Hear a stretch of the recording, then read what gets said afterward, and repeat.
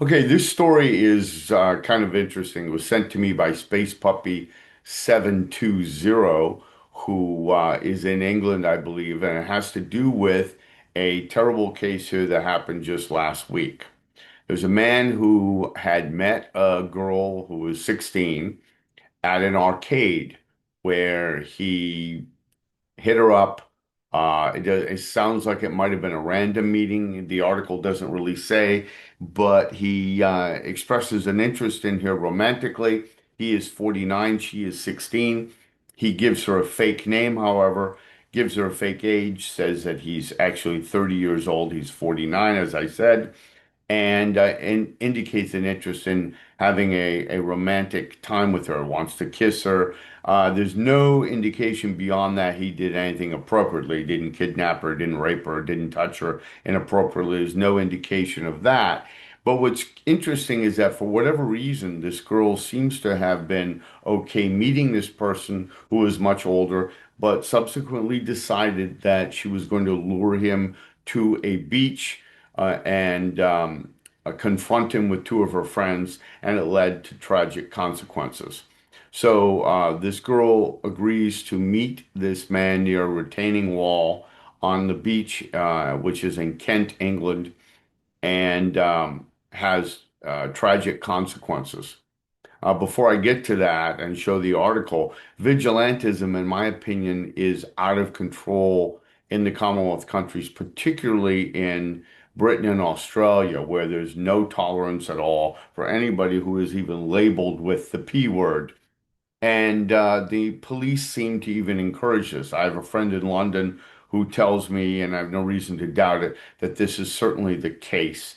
And it's extremely distressing because it does nothing to curb the problem. It has nothing to do with the war on sex and a way to understand how to deal with these issues. And, I've been attacked repeatedly on this channel by simply indicating that there's a problem that needs to be solved and somehow being a pedophile protector because I bring up the nature of the problem and how the solutions that have been applied do not work. Furthermore, I pointed out the historical context, how in an earlier age we had these connections in this country, in the United States, quite a lot. 16-year-old girl marrying a 25-year-old farmer. We call them great grandparents today. Around the world, there are arranged marriages.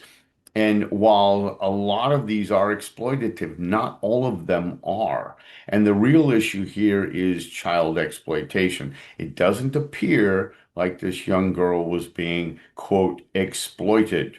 But for whatever reason, she took the law in her own hands. Now, before I show the article, I want to talk about the issue of consent as well, because that factors into this whole thing. So we seem to agree that young people who are 14, 15, 16 can consent to anything. When I was 15, 16, I was an investigative reporter. At 13, actually, I consented to all kinds of things. All right. That I was able to drive a car at 16. I was able to go to meetings. I was able to chair a couple of the meetings. I remember I chaired one when I was 16 years old between state and local officials because I was a member of the news media and I was respected at 16. So this idea that they make decisions for everything, these young people, but suddenly when it comes to the understanding their own sexuality and their sexual preferences, that is not something that actually happens. Well, it does actually happen. And here it appears to happen where this girl apparently had second thoughts, or for whatever reason, she decides she's going to involve her two rather husky 16-year-old males to confront this man at the beach. And what they do has tragic consequences. It is a terrible thing, and that it has ruined everybody's life. Here's the man in question, Mr. Cashford, who's actually 49 years of age. And what happened here is good toward anybody. Uh, that's an understatement, certainly. So here's a video. I'm not going to play it because when I played it last time, my computer crashed. Apparently, there's no damage, but whatever the case may be, it may be infected with malware. So I wouldn't recommend that you do it either. My computer seems to be fine when I did a diagnostic. You will see here one of the young teens who's as large as the man. Here's Cashford right here running. And if you play the video, and I don't recommend you do, at the end, you will see Cashford fall. He falls into the mud. They continue to hit him and kick him, etc. Is all three are manslaughter, murder. The one 16-year-old boy takes responsibility and pleads guilty.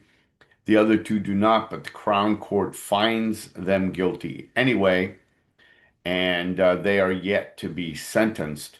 But it's not going to be a good thing to be sure. The sentence is ruinous on their lives. And this is kind of interesting. The boy who said that he accepted responsibility and is the one you see chasing him and hit him in the head with the bottle, said that he did not believe it would, quote, cause serious injury. But yet, at the same time, right afterwards, as the police chief inspector Neil Kimber reports, quote, what we found almost quite macabre is that they were keen, British term for very interested, to post that attack on social media only a few minutes after his death. So the issue here appears to be one of intent, premeditated intent to some extent, that they knew what they were doing and that they appeared to desire significance, which is what we see with many of these vigilantes. The issue is not, as they claim, being good guys trying to call attention to a problem. There's plenty of attention on this problem. There's not an attempt to just simply bring the police into it because they don't call the police until later. Many of these vigilantes do their little sting, they live stream it, they make money for it, and then they call the police. Okay. And then when the police show up after they've tainted all the evidence, deprived this man of his liberty, then they are shocked and amazed that the police can't do anything. It's not that police don't want to make arrests, that's their business. What happens is they can't do much because you have tainted the evidence. You have created a situation. And Lord knows police do not need help, your help, vigilantes acting lawlessly. They do it all on their own. They have all of their own little sneaky methods, and those methods work. Well, here you see three teenagers who, if you see the article I will post at the end, uh, that the judge refers to them as, ruining their lives. They're going to have a record in perpetuity. So let's see. We have a man who died, and we have a three teenagers whose lives are ruined. We have vigilantism, which is brought into a spotlight. Surely there'll be a copycat out there who wants to get the same sort of notoriety. And vigilantism is already out of control in Britain, from what I understand. My own opinion and that of a couple of friends of mine in London. But what's really interesting here, too, is the fact that this young girl who is 16 apparently had a good time that day in the arcade. She could have said, you know what? I had a good time, but I don't think it's appropriate that you're pursuing me. It's going to get you in trouble. It's going to get me in trouble, and walk away from the situation. That was an option too. That was an option as well. She could have just said no. I mean, are you telling me, vigilantes out there and trolls, that she didn't consent enough along the way, that consenting to say no wasn't a possibility? I mean, she lured this man after agreeing to a second date. She lured him to Kent, to the ocean side, and whatever her intent was when they got there, it ended in great tragedy, which is what happens when you play these games sometimes.